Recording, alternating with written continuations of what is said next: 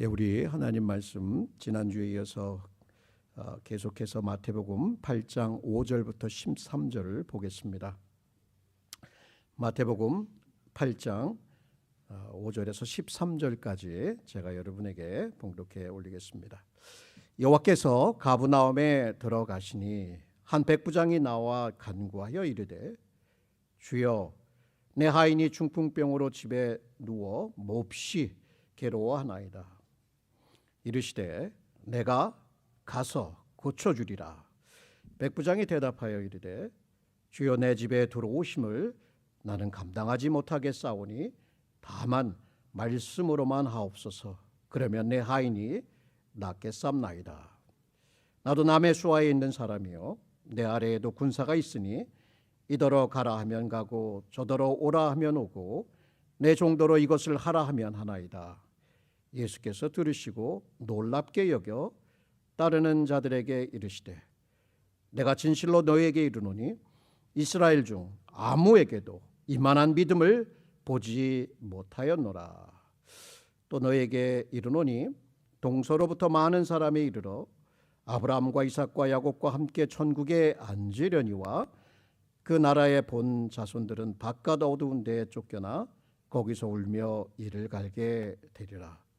예수께서 백부장에게 이르시되 가라 내 믿은 대로 될지어다 하시니 그 즉시 하인이 나으니라. 주님, 이 말씀을 3주째 강론하고 있습니다. 하나님, 정말 이 백부장 이 믿음 궁금합니다. 그분의 믿음을 우리에게 보여주시며 예수께서 감동하시고 칭찬하시고 통하여 일하셨던 그 믿음을 우리에게 보여주옵소서.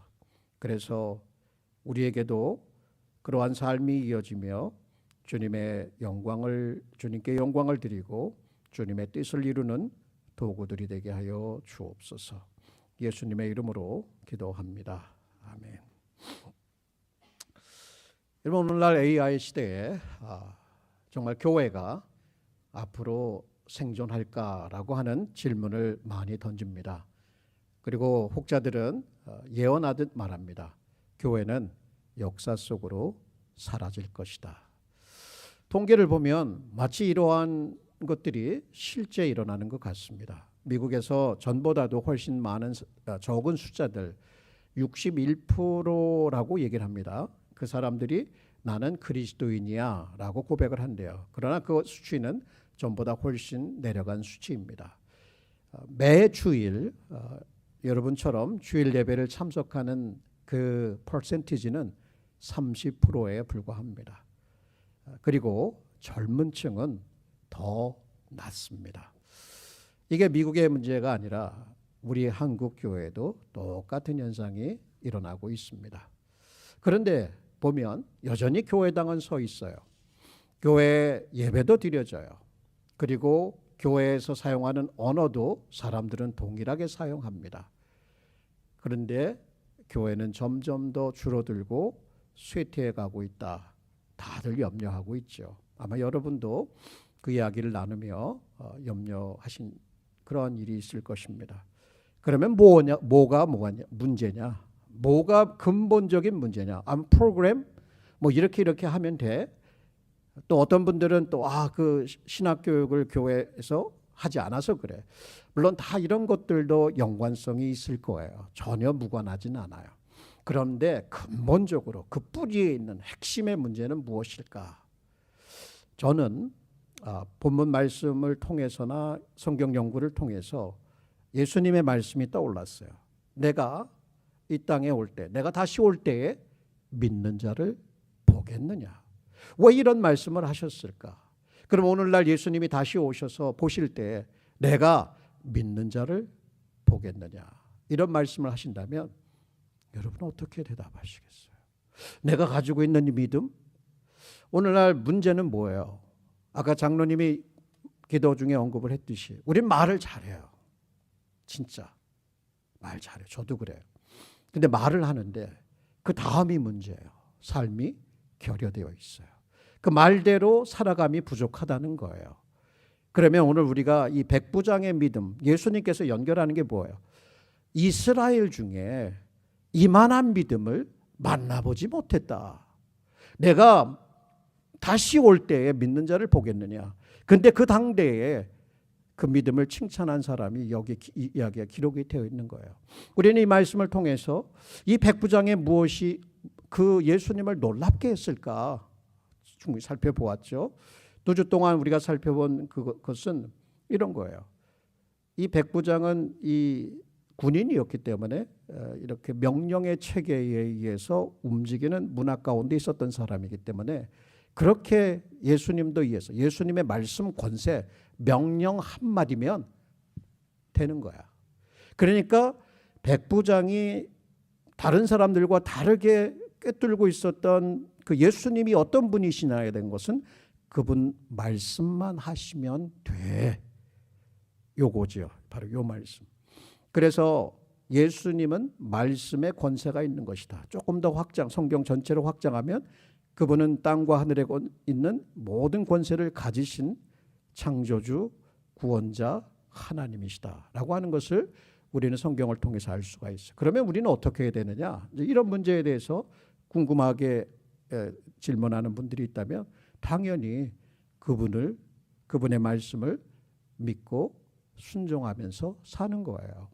자, 그래서 지난 2주에 걸쳐서 우리는 이 백부장의 믿음은 자기의 민족적인 경계 거기에 갇혀 있지 않았다. 그것을 뛰어넘어서 이방인이었고 유대인들에게는 개 취급당하는 동물 취급당하는 그러한 사람임에도 불구하고 이스라엘 사람이 아닌 이방인이 그런 믿음을 가졌다라고 하는 거, 그 민족의 경계를 뛰어넘었다. 두 번째는 지난주에 세계관에 대해서 세속적인 세계관, 이제 이것을 뛰어넘는, 그래서 정말 하나님 생명 중심의 어떤 그러한 하나님 중심의 세계관을 가지고 주님께 나왔다. 이제 그래서 여러 가지를 살펴보았어요. 오늘은 이런 거예요. 민족의 경계를 뛰어넘어서 새로운 세계관을 가지고 살게 되면, 그 믿음을 갖고 살게 되면 그 사람의 삶에는 어떠한 변화가 있을까? 저는 이제 그 믿음에 좀 초점을 맞추면서 좀 프랙티컬하게 이런 포인트를 여러분과 나누려고 합니다. 세 번째 포인트는 바로 이것입니다. 자기 자신을 넘어 예수님의 말씀 권세를 순종하세요. 자기 자신. 자, 세계관의 차이는 무엇을 이제 우리에게 지적을 하냐면, 세속적인 세계관의 중심에는 자기 중심이라고 하는 자기가 있어요. 자기가 기준이고, 자기가 영광이고, 자기가 목적이고, 자기가 생각하는 모든 것이 삶을 움직이는 주체가 되는 거예요. 그게 인본주의, 세속적인 인본주의의 가르침인 거예요. 그러면 이제 그것이 아니다. 성경은 그걸 가르치지 않죠. 하나님을 의존하라고 자꾸 가르쳐요. 자기를 부정하라고 가르쳐요. 자기 실현이 아닌 자기 부인. 이게 제자도의 핵심 아닙니까? 자, 그러면 자기 자신을 넘어서 그분의 권세를 믿고, 그분의 말씀의 권세를 믿고 순종하자. 자, 백부장의 믿음의 특징을 크게 세 가지로 좀 나눠 생각을 했어요. 저는 첫 번째는 예수님의 권세 앞에 엎드려진 겸손한 종의 모습을 보았어요. 군인으로서 권력이 있었어요. 그럼에도 불구하고 그는 자기의 권세 아무것도 아니고 예수님의 신적인 권세 앞에 하나님을 만난 듯 엎드리는 어떤 그러한 겸손한 모습. 두 번째는 자기가 가진 재물이 있어요. 자기의 권세로, 자기의 그 힘으로다가 피정복민을, 그 식민지 사람들을 착취하면서 더 큰 부를 누릴 수 있었지만 자기의 재물을 사용해서 회당을 지어주는 사람이었어요. 이 후한 마음, 재물을 어떻게 사용했는가. 세 번째는 자기 자신, 자기의 아들, 자기의 가족 아니에요. 자기의 종을, 쓸모없으면 버려도 되는 종을 위해서 나서는 그 진정한 사랑의 모습. 그래서 겸손과 베품과 그 나눔이겠죠.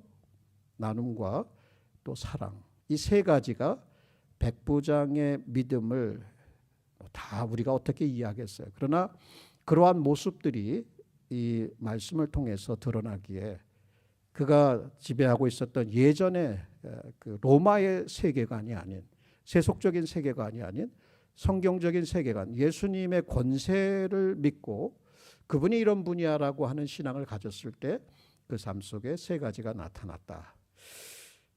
이제 설교는 여기서 마쳐야 되는 거죠. 그러면 은혜가 되겠지만, 그래도 우리 한번 또 세 가지를 조금씩 한번 더 설명을 드리도록 하겠습니다. 첫 번째, 예수님의 권위를 믿고 순종한 겸손한 믿음. 예수님의 권위를 믿는 믿음은 결국 우리를 하나님과 사람 앞에서 겸손하게 만든다, 이런 얘기 아닙니까? 백부장의 믿음이 놀라운 이유는 이가 이방인이었다는 거예요. 아니, 이스라엘 사람이면 당연히 그래도 좀 이해할 만하고, 제자들이면, 그 12 제자들이면 뭔가 이해할 만한데, 이방인인 안 믿어도 되는 것이고 다른 신을 섬겼고 로마의 황제를 신으로 섬기던 사람이, 그 문화 가운데, 그 종교관 가운데 살아왔던 사람이 어떻게 이런 믿음을 가질 수 있겠느냐. 근데요, 잘 보세요. 제가 이렇게 추적하면서 마지막에 예수님이 하시는 말이 다른 게 아니에요. 가라, 내 믿음대로 될지어다. 놀라운 축복의 선언이에요. 내 믿음대로 될지어다. 여러분, 하나님 앞에 나와서 기도하실 때 어떤 믿음으로 기도하는지 곰곰이 생각해 보세요. 여러분의 믿음이 요만해서 요 축소한 가운데 하나님은 요렇게밖에 역사 안 해.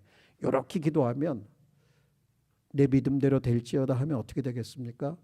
요 믿음대로 되는 거예요. 물론 우리의 믿음대로 모든 거 하나님의 뜻과 상관없이 된다는 선언은 아니지만, 여기 백부장이 하나님의 뜻에 따라서 겸손하게 사랑하면서 베풀어 그렇게 간구했을 때 예수님이 내 믿음대로 될지어다. 놀라운 축복이라는 얘기예요. 겸손 어디서 올까? 여기 보면 이분은 이런 거예요. 말씀에 내 집에 들어오심을 감당하지 못. 저는 예수님 같은 그러한 분이 올 만큼 그 자격이 없는 분입니다. 자기의 연약함, 자기의 한계, 자기의 죄악이 어떤 것인지를 깨달은 거예요. 그러니까 이거는 말하자면 세례 요한이 이렇게 얘기하는 거예요. 나는 그분의 신들매도 풀만한 자격이 안 된다.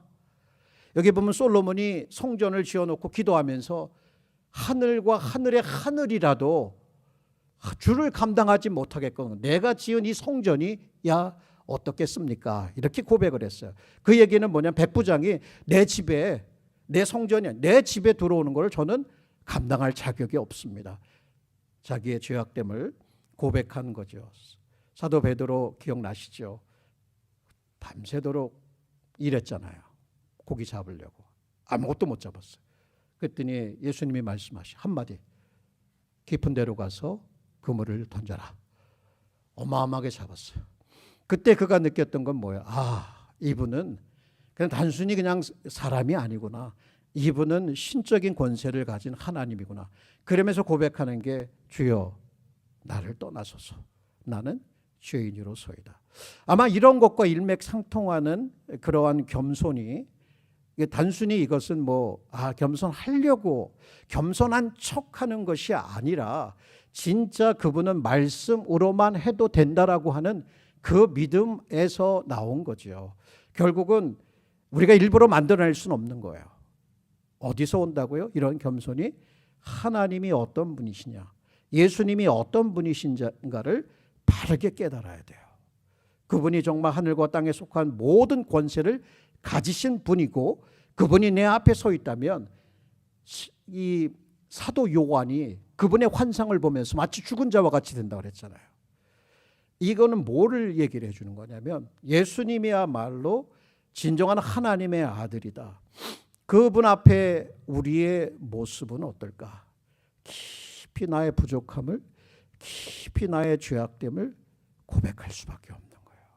그러한 고백, 참된 그 고백과 그 통회함, 그 애통해함, 그럼에도 불구하고 우리를 사랑하셔서 십자가에 달리시고 사망의 권세를 깨뜨리시고 우리를 그분의 자녀로 삼아주셨다는 이 놀라운 복음을 마음에 믿게 되면 사람들 앞에서, 하나님 앞에서 고개를 숙이는 겸손이 시작된다. 물론 여러분 이것과는 다르게 오늘날 시대에 자기를 숭배하고 자기를 높이고 자기를 홍보하는 세상, 자기를 실현하는 이것을 목적으로 삼는 세상 사람들 앞에서 너 자신을 부인하라고 하면 누가 그렇게 해요? 솔직히 그 말씀 우리 교회 사람들도 나와서 이렇게 말씀은 듣지만 세상 속에 나가면 경쟁 사회 속에서 내가 이겨야 되는데, 내가 앞서가야 되는데, 더 많은 것을 가져야 되는데, 이렇게 이것이 내가 내 미래를 보장할 수 있는 길이고 나를 그래도 괜찮은 사람으로 인정하고 살아갈 수 있는 거 아닐까라고 믿으면, 그 세계관 속에서 살아가면 겸손 없어요. 당당하고 거만하고. 그런데 정말 예수님의 그 신적인 권세를 제가 이렇게 정말 거창한 말 같고 이렇게 큰 단어를 사용하는 것은 그럴 거라고 생각을 해도 정말 그분이 하나님이시고 그분 앞에 나는 한 죄인이고 도저히 설 수 없는 그분의 거룩함을 우리가 조금이라도 맛볼 수 있다면 우리는 누가 시키지 않아도 겸손하게 무릎을 꿇고 주님, 저는 주님의 거룩함을 감당할 수 없으니 저를 떠나주세요. 전 죄인입니다. 이 고백이요 아무것도 아닌 것 같은데 그 믿음, 진짜 일하는 믿음, 그 칭찬받는 믿음, 하나님이 사용하시는 믿음의 그 핵심에 들어가 있는 거예요. 오늘날 이런 것들이 없어지고 교만을 마치 이렇게 자기를 실현하는 것으로 생각하는 사람들의 그 사상 속에는 이러한 것들이 있어요.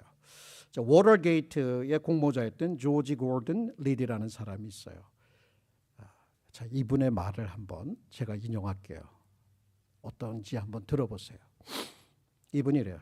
나는 내 안에서 내게 필요한 모든 것, 그리고 앞으로도 필요로 할 모든 것을 발견했다. 나는 대단한 믿음을 가진 사람이지만 내 믿음은 조지 고든 리디 자신에게 있다. 나는 한 번도 나 자신을 실망시킨 적이 없다. 이게 세속적 인본주의의 핵심입니다. 나예요. 나 괜찮아.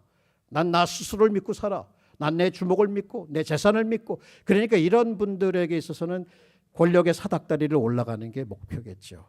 물론 우리는 평범한 사람들이니까 이 사람처럼 이렇게 하지 않지만, 그러나 우리도 마음에 껍질을 벗기고 들어가 보면 내가 있는 자기 중심, 자기라고 하는 것이 분명히 자리 잡고 있는 거예요.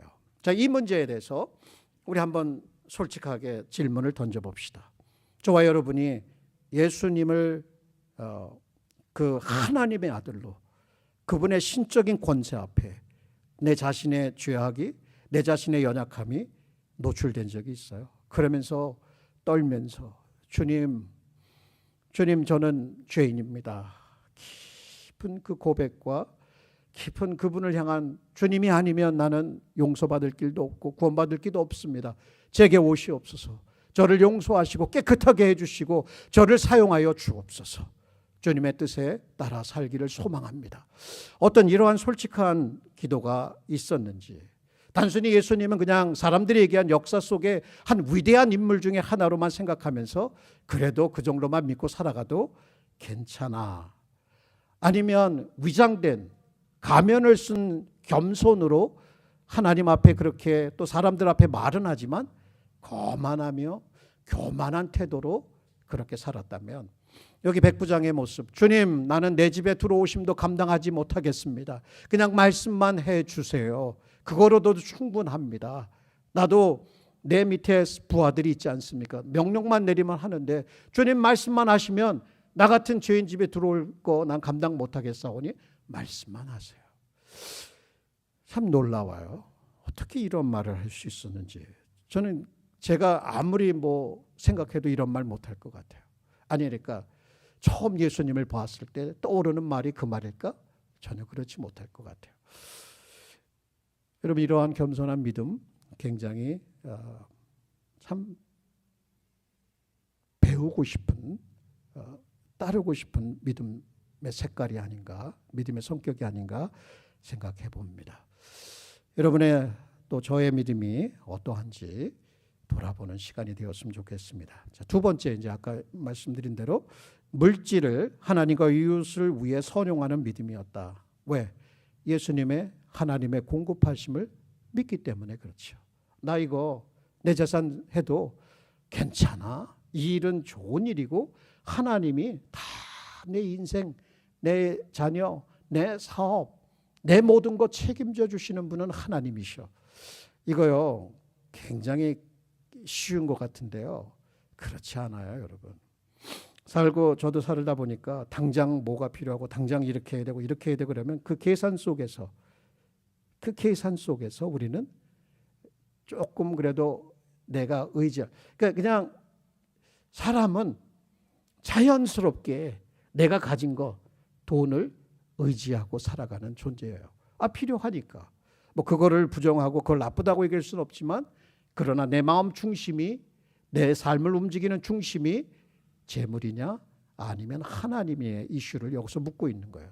그럼 백부장은 뭐가 달랐을까? 백부장이 그 유대인의 장로들이 대신 와요. 유대인의 장로들에게 백부장이 부탁을 했거든요. 이렇게 내 종을 위해서 좀 부탁해달라. 그래서 유대 장로들이 나와서 이 일을 하시는 것이, 이 종을 고쳐주시는 것이 그에게 합당합니다. 그건 자격이 있어. 괜찮은 거예요. 이는 우리 민족을 사랑하고, 자 보세요. 유대 민족을 사랑하고 또한 우리를 위하여 회당을 지었나이다. 이게 누가복음에 설명이 되어 있거든요. 이걸 보면 이 백부장의 믿음이 어떠했는지를 볼 수가 있어요. 아니 이방인인데 무슨 믿음을, 하나님께 대한 믿음을 가졌기에 유대 민족, 이스라엘 민족, 선민을 사랑했고 또 그분들이 예배하고 말씀을 배우고 신앙을 실천하는 그러한 그 회당을 지어줄 것. 다른 게 아니라 회당을 지어줬다는 거예요. 그러니까 이거는 달리 얘기하면 자기가 있는 권력으로 이 힘없는 사람들을 가서 위협해서 그 지갑에서 돈을 한 푼 두 푼 모아서 자기의 창고에 가득 채워놓고 난 이제 염려할 것 없어. 이게 많은 이 사람들의 모습이잖아요. 그런데 이분은 오히려 자기의 지갑에 있는 것, 자기의 권력을 무엇을 위해서 사용하냐면 이 연약한, 정복당한, 눌림을 받고 있는 이 사람들을 위해서, 그들의 신앙을 돕기 위해서 그렇게 재물을 사용했다 이거예요. 이게 놀랍다는 얘기예요. 안 해도 돼요. 근데 그렇게 했으니까 유대 장로들을 야, 너 내가 그동안 어떻게 한 줄 알지? 그렇게 좀 해줘. 뭐 이런 것도 아니에요. 뭔가 자기의 유익을 위해서 한 것도 아니에요. 뭔가 이렇게 함을 통해서 자기의 정치적인 입지를 견고하게 하는 어떤 숨어있는 의도가 있는 것도 아니었던 거예요. 그냥 단순히 이 하나님을 사랑했기 때문에 또 자기의 곁에 있는 이 사람들을 자기의 그 사람으로 믿고 또 이렇게 받아들이면서 그들에게 필요할 것이 무엇인가? 예배해야지. 하나님의 말씀을 배워야지. 그렇잖아요? 그들의 신앙을 실천해야지. 그래서 회당을 지어줬다는 거예요. 여러분, 우리들의 신앙이 어디에서 드러날까? 말이 아니죠. 삶이겠죠. 특별히 우리들의 신앙이 어떻게 분명하게 드러날까? 그거는 돈에 대한 태도와 돈을 어떻게 사용하는가에서 아주 그냥 이렇게 보면 다 알 수 있어요. 자, 제가 여기서 여러분에게 이러한 설교를 한다고 해서 우리 교회 돈 더 내시오 이런 거 절대 아닙니다. 여기 성공 번영주의 복음을 전하는 사람처럼 여러분 하나님 앞에 돈 드리면, 그 얘기는 하나님 앞에 드리는 게 아니라 여기 돈을 이만큼 가져오면 여러분은 그거에 10배를 100배를 받습니다. 이렇게 사기치는 것도 아니에요. 절대 그렇게 생각하지 마세요. 그냥 우리에게 주어진 이 삶 속에서 하나님이 주신 이 복을 우리가 어떻게 마음을 넓혀서 나누고 있는가, 하나님의 뜻을 이루기 위해서 어떻게 우리가 이 재물을 사용하고 있는가, 자, 이걸 묻고 있는 거예요. 자, 그렇게 무엇의 문제입니까? 하나님에 대한 우리의 태도의 문제, 이 믿음의 문제인 거예요. 만약 그분이 이 사도 바울의 고백처럼 우리 하나님이 그리스도 안에서 영광 가운데 너희의 필요한 모든 것을 채우시리라, 뭐 이런 말씀들을 주라, 그리하면 너에게 눌러 넘치도록 하여 주리라. 자연 진짜 그래? 아니, 꼭 붙들겨 있으려고 하는, 아니야, 내가 이거 자꾸, 누가 나를 도와? 이 세상에서 나를 도울 사람은 없어, 나 자신이야 라고 하는 태도로 살아갈 것이냐, 아니면 정말 내 마음 있는 곳에 내 보물이 있는 곳에 내 마음도 있다라고 하는 그것을 생각하면서, 그래, 내 마음은 하나님께 있는 것이야. 그리고 그분이 나의 필요를 아시고 나의 인생을 책임져 주시는 분이야 라고 하는 거. 그래서 여러분, 우리는 열심히 일하는 것이고요.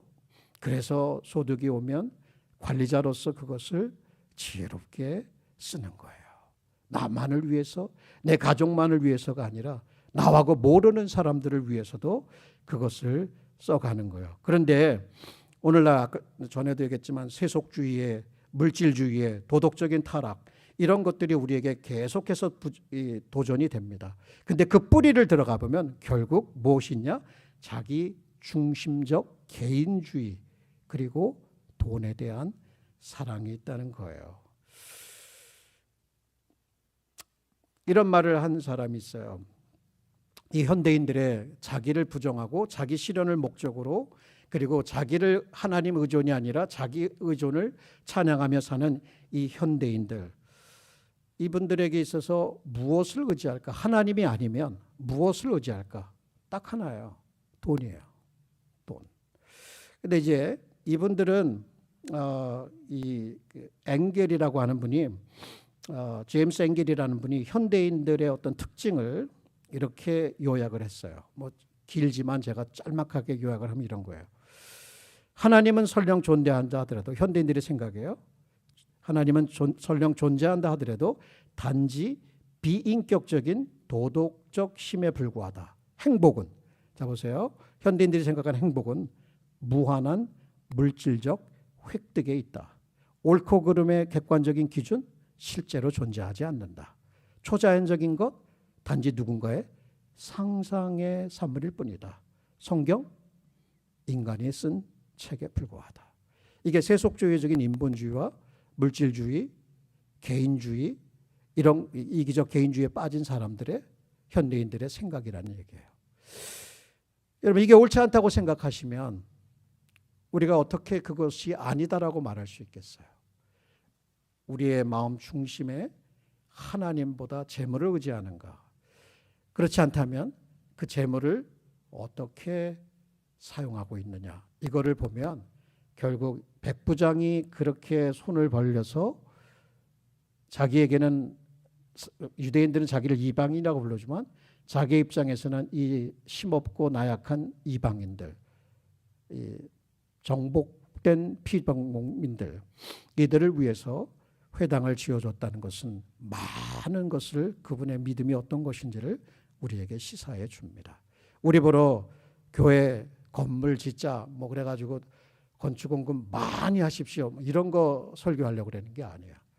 핵심은 내가 하나님의 권세 앞에, 나를 책임지시는 그 하나님 앞에 내 인생을 부탁하고 의존하며 살아가는가, 아니면 그거 다 그냥 적당히 하고 내가 필요한 거 다 뒤로 빼놓고 그거 의지하면서, 그거 빼먹으면서 나 그렇게 살래. 이게 바로 많은 사람들의 생각이고, 나는 그거를 정죄하려고 이 말을 하는 게 아니에요. 그러나 그거를 뛰어넘는 그 하나님의 공급하심, 그 선하심, 그 신실하심에 대한 믿음이 작동하고 있는가를 묻고 있는 거예요. 저는 그렇게 가고 싶습니다. 저기 그 소원이고, 우리 사랑하는 교우들도 그런 믿음으로 나아가기를 기도하는 거죠. 자, 그 다음에 이제 마지막은 이제 이웃을 사랑하는 실천적 믿음이에요. 하나님의 사랑을 믿는 믿음은 우리를 약한 자, 소외된 자, 힘없는 자를 향한 사랑과 긍휼의 행동으로 이끈다. 세 번째요. 이게 이제 참 묘한 게 그 사랑하는 종이라는 표현을 써요. 우리 성경 번역은 그 사랑하는 종이라고 얘기를 하고, 영어 성경을 쭉 보고 헬라어 성경도 보니까 highly respected, highly valued, highly regarded. 핵심은 뭐냐면 이 백부장에 있어서 힘없고 몸이 뒤틀려서 떨고 있는 이 병 걸린 중풍병자가 너무 소중하고 존중하는 그러한 사람이었던 거예요. 그 당시에 힘없는 힘 빠진 종은 아무런 가치가 없어요. 그러니까 폐쇄 처단해도 되는 거예요. 그런데 죽어가는 그 종을 너무 소중하게 여기는 거예요. 무엇으로 봤을까요? 단순히 어떤 자기의 경제적 도움을 주는 인간이 아니라 하나님의 형상으로 지음받은 그 가치 있는 존중받아 마땅한 인물로 보았느냐, 요 문제인 거예요. 바로 이게 사랑인 거예요. 그렇게 보았기 때문에 그는 유대인 장로들에게도 굳이 그 자기의 체면을 접고 부탁하는 거. 그리고 또 더 나아가서 그 예수님께 나와서 내 이 누워 있는 bedridden이죠. 침대에 이렇게 있는 이렇게 붙잡혀 있는 그 종을 위해서 간구하고 있었던 거예요. 저는 이런 부분에 대해서 백부장으로서 자기가 해야 될 일도 충분히 바빴을 거예요. 그죠? 100명의 군인을 관리해야 되고 거기에 일어나는 여러 가지 소요 사건이나 뭐 이런 것들도 다 해야 되고, 그러면 안 해도 되는데 안 할 사람들이 더 많을 것 같아요. 그럼에도 불구하고 그 종을 위해서, 우린 성경에서 그 딸을 위해서 나온 수르보르게 여인의 이야기도 알고요. 또 그 친구를 위해서 그 믿음으로 나왔던 4명의 친구, 거기도 들 것을 들고 나오지 않습니까? 자기 아들의 간질병을 위해서 나온 아버지 이야기도 알고 있어요. 그런데 여기는 종이에요. 그 사랑하는 종이라고 특별히 언급했던 것을 보면 그 백부장이 그를 얼마나 존중하고 귀히 여기고 사랑했는지를 볼 수 있어요. 바로 그 사랑에서 이 종을 위해서 간구했다는 것을 우리가 볼 수가 있습니다. 그가 그 믿음이 참으로 놀라운 것은 사회적으로 가장 약하고 보호받지 못하고 무시당하는 존재를 위해서 그의 믿음을 사용했다는 거예요. 바로 이것이 예수님이 칭찬하시고 기뻐하시는 믿음이다. 하나님은요, 구약에도 보면 과부와 고아와 나그네와 약자들을 위한 정의를 행하시는 하나님으로 자기 자신을 소개하세요. 고아와 과부를 위하여 정의를 행하시며 나그네를 사랑하여 그에게 떡과 옷을 주시나니 너희는 나그네를 사랑하라. 너희도 애굽 땅에서 나그네 되었습니다. 야고보는 참된 경건을 이렇게 정의합니다. 고아와 과부를 그 환난 중에서 돌보고 또 자기를 지켜 세속에 물들지 아니하는 것이다. 한 가지 그 예를 드리겠습니다. 팀 티보라고 미국의 유명한 쿼터백이었어요. 근데 이분이 이제 은퇴를 하고 나서 어떤 일을 하는가 보니까 특별히 태국을 중심으로 해서 인신매매가 성행한데 그 어린 아이들이 팔리는 거예요. 인신매매. 그걸 보고 안 되겠다. 내가 나서야 되겠다. 그는 유명했어요. 재산도 있었어요. 그런 일 안 하고 해변가에 그 근사한 카리지를 만들고 요트에서 한가하게 인생을 유유자적할 수도 있었을 거예요. 그런데 그의 마음은 이렇게 어린 아이들이 인생이라고 하는 것을, 그 의미를, 그 삶을 송두리째 빼앗긴 가운데 살아가는 아이들을 위해서 나섭니다. 그러면서 이분이 하는 말이 이거예요. 우리 일은 가능한 한 많은 보호와 친절 그리고 사랑을 베풀고 그들을 진리로 인도하는 것뿐입니다. 그의 겸손한 교백을 들어보세요. 제 삶 속에서 저는 선을 행하고 싶었지만 그렇게 하지 못한 적이 너무나 많습니다. 충분히 빨리 행동하지 못했고 충분히 강하게 밀어붙이지도 못했습니다. 그는 현재 자신의 명성과 재정 시간을 자기 자신이 아닌 얼굴도 한번 본 적이 없는 그런 피해자들의 구출 사명을 위해 쏟고 있는데 왜 그랬을까? 그분의 가치관이 무엇이었을까? 한번 들어보십시오. 그들은 예수님께서 그들을 위해 죽으실 만큼 가치 있는 존재입니다. 그리고 우리가 그들을 위해 싸울 만큼 충분히 가치 있는 존재입니다. 바로 이런 고백이 백부장이 종을 위해서 예수님께 나아가는 믿음과 같은 방향을 가리키고 있다는 거예요. 하나님께 사랑받는 한 영혼의 가치를 깊이 아는 사람만이 이러한 일을 기쁨으로 행할 수 있다는 것이죠.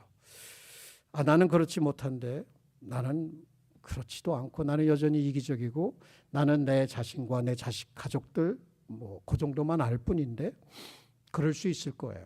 그런데 오늘 이러한 말씀들을 통해서 그렇구나. 우리의 지경을 넓혀야 되겠다.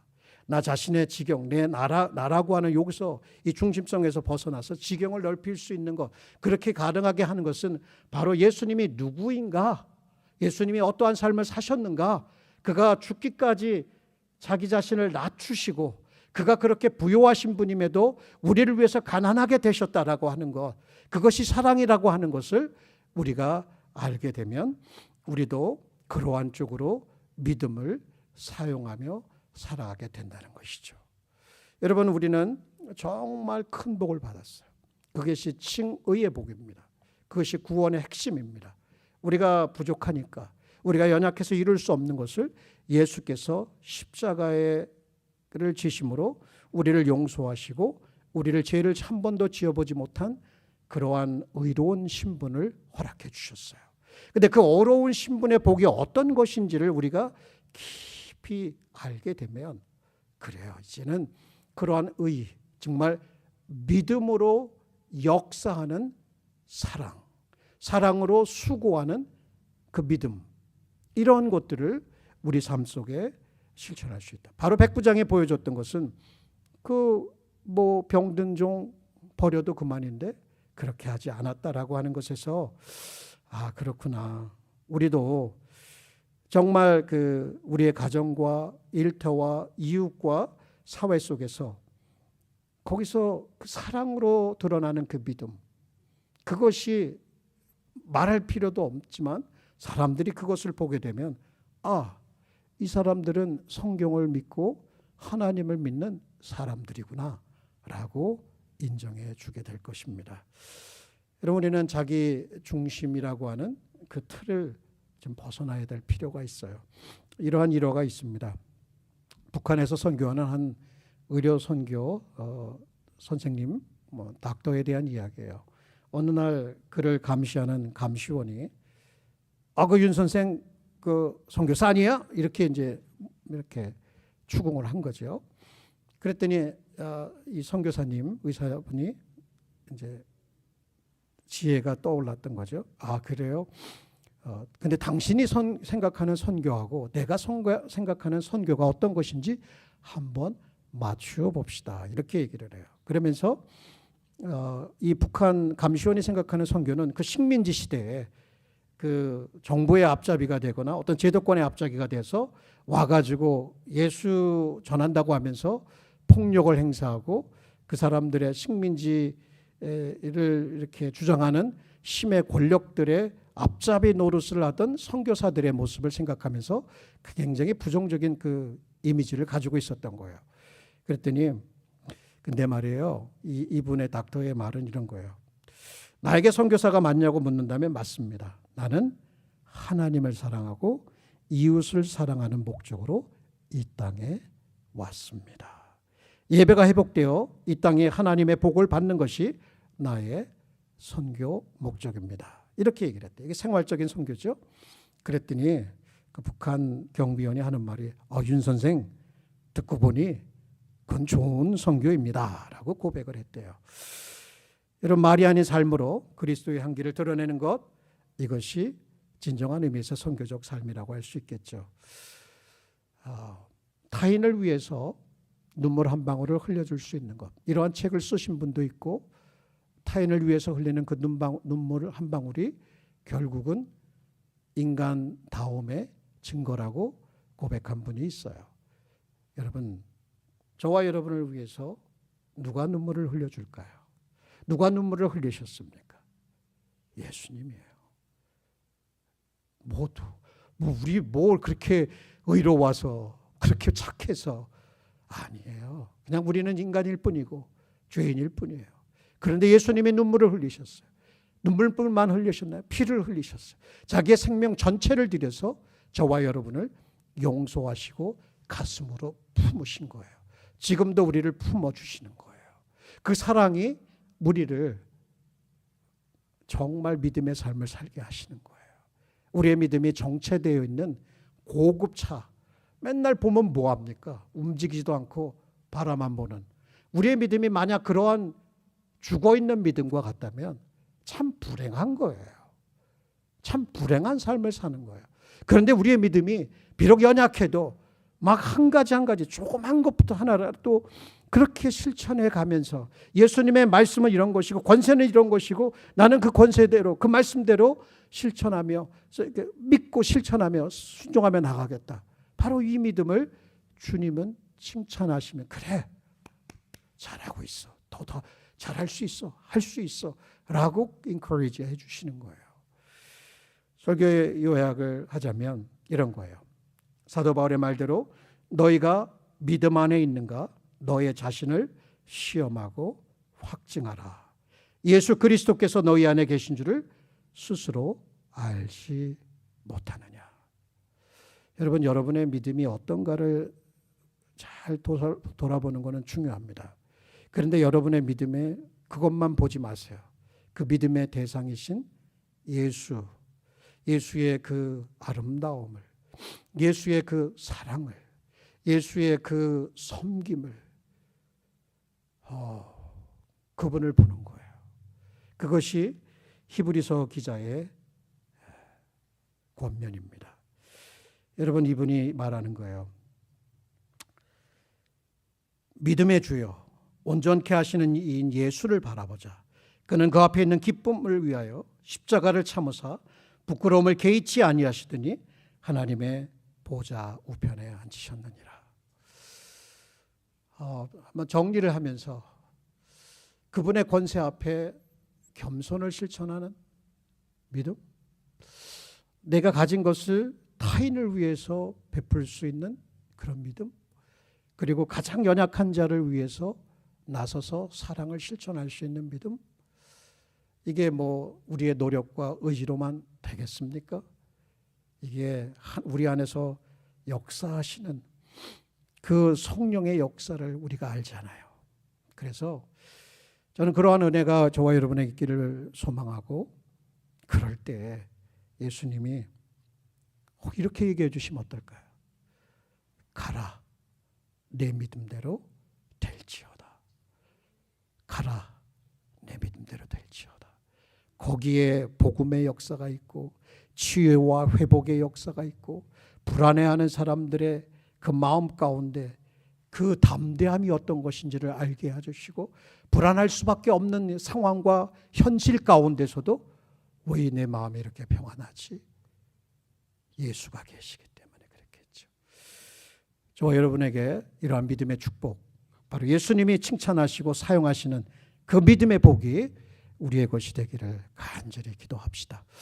자, 오늘 이 말씀 잘 들었는데 우리의 믿음 정말 하나라도 알고 있는 것 그 하나라도 그 작은 것에부터 다시금 새롭게 시작하기를 소망합니다. 예수님을 바라보게 해주시고 그 예수님의 그 능력과 그 신실하심과 그 사랑과 그 예수님의 눈물을 보게 하시고 그 예수님의 마음을 느끼고 그 앞에 무릎을 꿇게 해달라고 우리 한번 다 같이 소리내서 기도하도록 하겠습니다. 오 하나님, 오 하나님, 오늘 이렇게 긴 시간 동안 백부장의 믿음을 나누어 보면서 과연 우리가 우리 안에 계신 예수 그리스도를 제대로 인식하고 있는지 물어봅니다.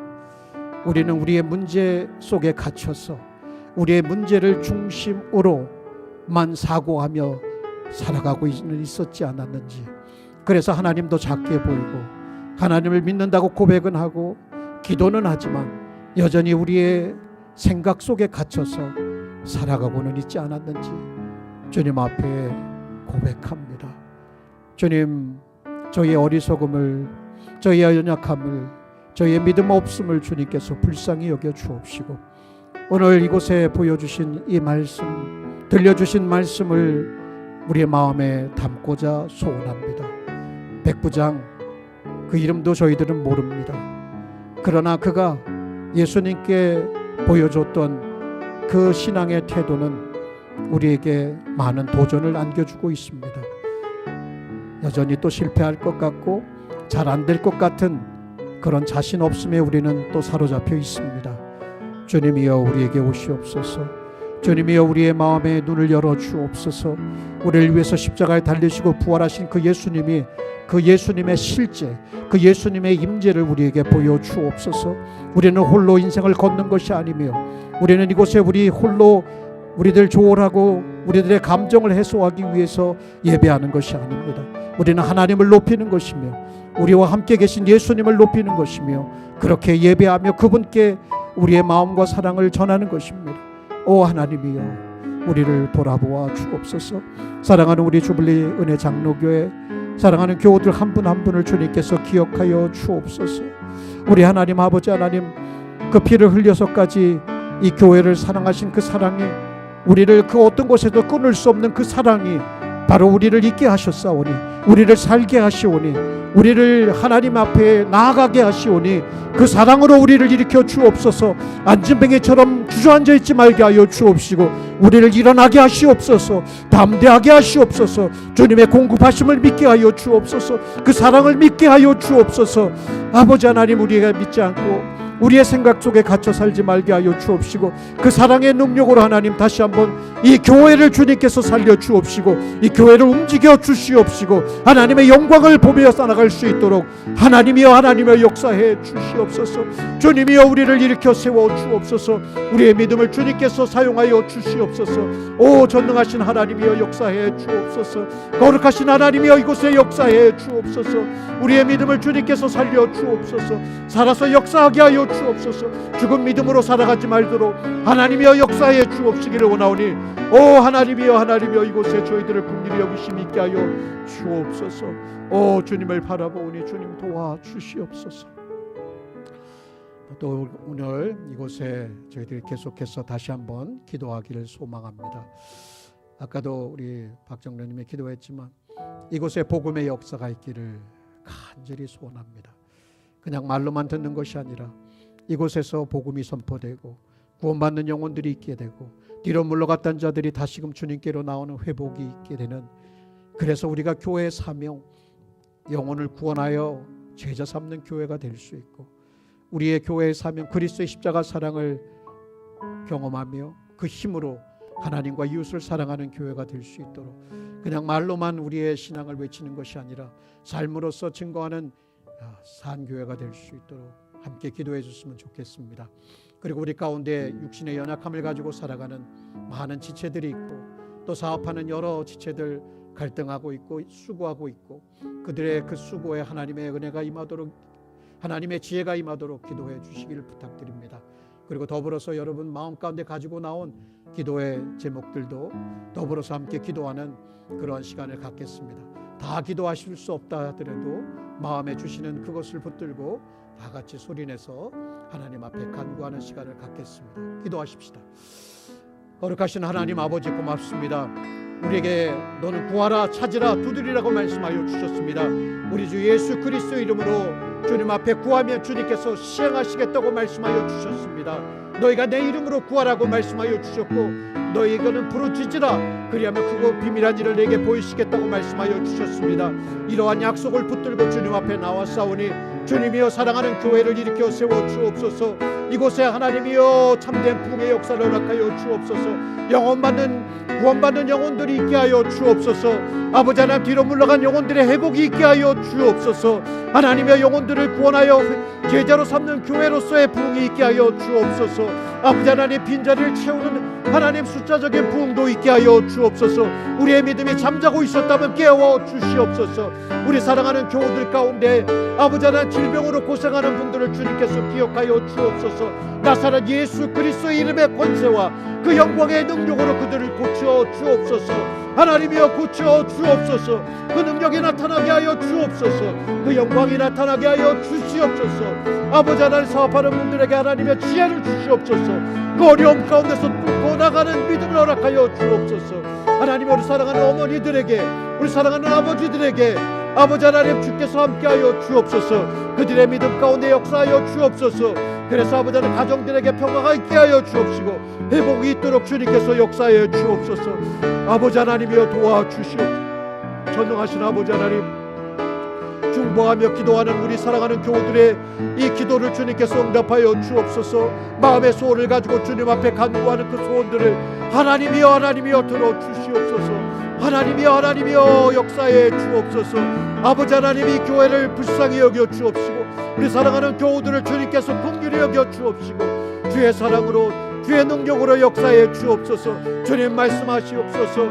가라 내 믿음대로 될지어다라고 말씀할 때 우리가 무엇을 믿고 주님 앞에 간구하고 있습니까? 하나님이여 우리가 무엇을 믿고 주님 앞에 의지하고 있습니까?